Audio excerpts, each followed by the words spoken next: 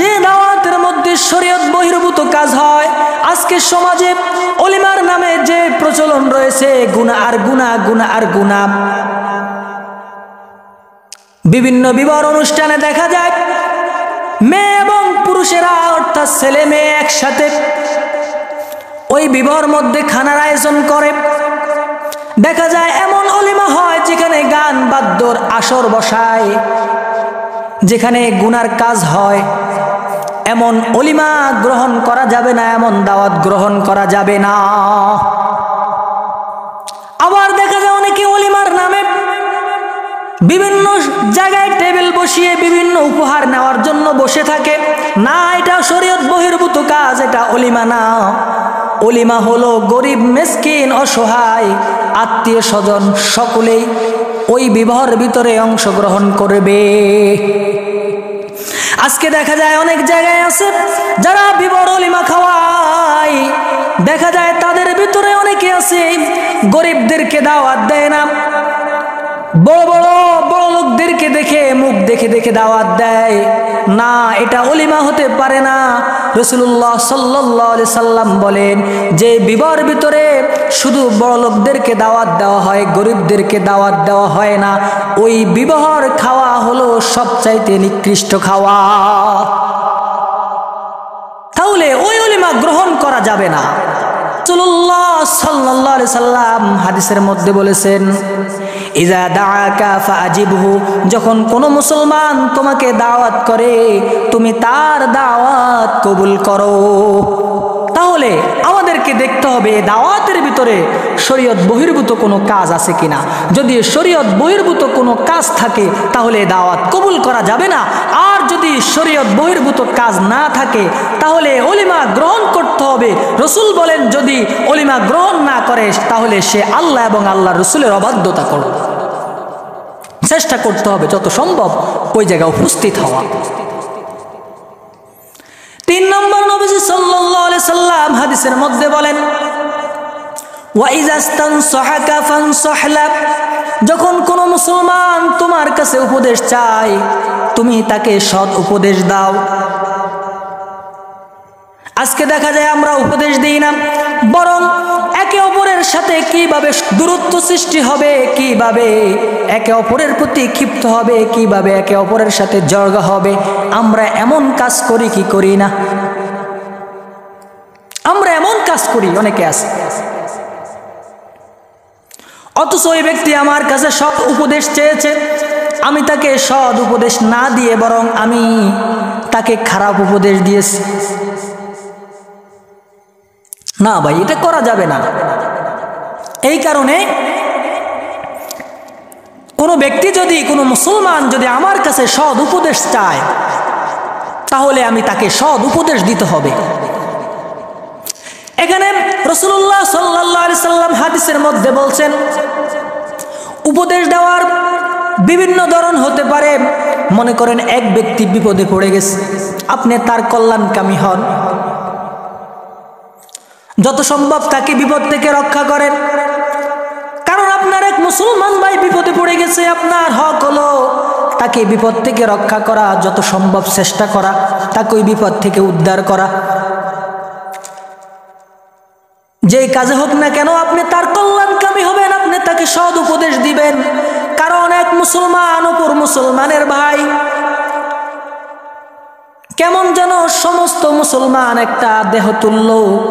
যদি আপনার একটা মুসলমান ভাই অসুস্থ হয়ে যায়, কেমন যেন আপনার একটা দেহের অঙ্গ অসুস্থ হয়ে গেছে। এই কারণে আপনার মুসলমান ভাইয়ের প্রতি আপনার হক হলো, আপনার অধিকার হলো ওই ভাইয়ের কল্যাণকামী হতে হবে। কারণ আপনাকে দুনিয়াতে পাঠাইছে রব্বুল আলামিন মানুষের কল্যাণের জন্য। আল্লাহ তাআলা আপনাকে দুনিয়াতে প্রেরণ করছে মানুষের কল্যাণের জন্য। কিন্তু আপনি যদি মুসলমান ভাইয়ের কল্যাণকামী না হন তাহলে রব্বুল আলামিন আপনাকে দুনিয়াতে কেন প্রেরণ করলেন? আল্লাহ তাআলা বলেন, কুনতুম খায়রা উম্মাতিন উখরিজাত লিন-নাস তা'মুরুনা বিল মা'রুফ ওয়া তানহাউনা আনিল মুনকার। আল্লাহ তাআলা বলেন, তোমরাই শ্রেষ্ঠ জাতি, তোমরাই শ্রেষ্ঠ উম্মত। তোমাদেরকে দুনিয়াতে প্রেরণ করা হয়েছে, পাঠানো হয়েছে মানুষের কল্যাণের জন্য। তা'মুরুনা বিল মা'রুফ, তোমরা সৎ কাজের আদেশ দিবে, ওয়া তানহাউনা আনিল মুনকার, এবং অসৎ কাজ থেকে বিরত রাখবে। তাহলে 3 নম্বর নবীজি বলছেন, ওয়া ইযাস্তানসাহাকা ফানসাহলা, যখন কোনো মুসলমান তোমার কাছে উপদেশ চাবে তুমি তাকে সৎ উপদেশ দিবে, তুমি তার কল্যাণকামী হবে। 4 নম্বর নবীজি সাল্লাল্লাহু আলাইহি সাল্লাম বলেন, ওয়া ইযা আতাসা ফাহামিদাল্লাহ ফাসাম্মিতহু। নবীজি সাল্লাল্লাহু আলাইহি সাল্লাম বলেছেন, যখন কোনো মুসলমান ব্যক্তি সে হাসি দেওয়ার পরে আলহামদুলিল্লাহ বলবে, তখন তুমি তার জন্য রহমতের দোয়া করবে, তুমি বলবে ইয়ারহামুকাল্লাহ। আজকে এই জিনিসটা আমাদের ভিতরে নাই, আমরা বুঝি না এটা কি। অথচ যখন কোনো মুসলমান হাসি দেওয়ার পরে আলহামদুলিল্লাহ বলবে, তখন তোমার জন্য শোনার পরে ওয়াজিব হয়ে যায়, তুমি তার হাসির জবাব দেওয়া তোমার জন্য আবশ্যক হয়ে যায়, এটা ওয়াজিব হয়ে যায়। কারণ এটা হক তোমার। তোমার এক ভাই হাসি দিলে সে আলহামদুলিল্লাহ বললে, তুমি তার প্রতি উত্তরে ইয়ারহামুকাল্লাহ বলা, অর্থাৎ তার জন্য রহমতের দোয়া করা। 5 নম্বর নবীজি সাল্লাল্লাহু আলাইহি সাল্লাম বলেন, ওয়া ইযা মারিদা ফাউদহু, যখন কোনো মুসলমান ব্যক্তি অসুস্থ হয়ে যায়, ফাউদহু, তুমি তাকে দেখতে যাও। তোমার কোনো ভাই যখন অসুস্থ হয়ে যায়, তোমার হক হলো তুমি তোমার ওই ভাইকে দেখতে যাওয়া। এটা নবীজি সাল্লাল্লাহু আলাইহি সাল্লাম বলছেন। এক হাদিসে রাসূলুল্লাহ সাল্লাল্লাহু আলাইহি সাল্লাম বলেন, যখন কোনো ব্যক্তি অসুস্থ হয়ে যায় তুমি তার নিকট যাও, তার কাছে যাও, তার কাছে গিয়ে দোয়া চাও।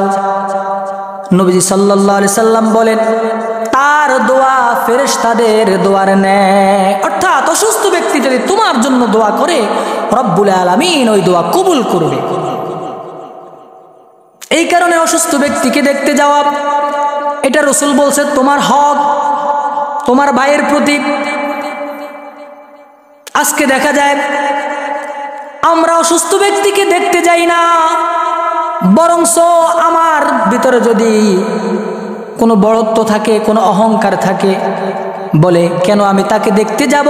না না, তুমি গেলেই তোমার ফায়দা। তুমি যখন অসুস্থ ব্যক্তির নিকট গিয়ে দোয়া চাইবে, রাসূলুল্লাহ সাল্লাল্লাহু আলাইহি সাল্লাম বলেন, ওই অসুস্থ ব্যক্তির দোয়া ফেরেশতাদের দোয়ার ন্যায়।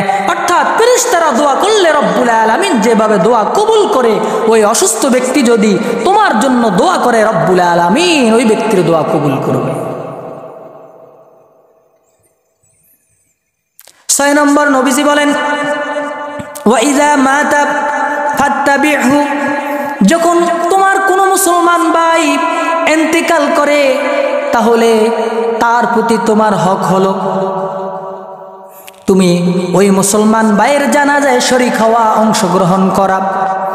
কারণ ওই ব্যক্তি দুনিয়ার থেকে বিদায় নিয়ে চলে গেছে, সে আর দুনিয়াতে ফিরে আসতে পারবে না। তোমার সাথে কত উঠা বসা করেছে, কত চলাফেরা করেছে, কত আনন্দ করেছে, কত উৎসব করেছে, কত আড্ডা দিয়েছে, কিন্তু দুনিয়াতে তুমি তার অনেক সহযোগিতা করছো, তুমি তার বন্ধু ছিলা।